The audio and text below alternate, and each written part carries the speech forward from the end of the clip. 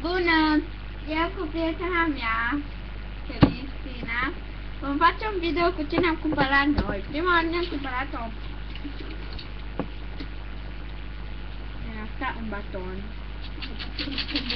dropsuri, o Coca-Cola, pe care scrie prietenul meu,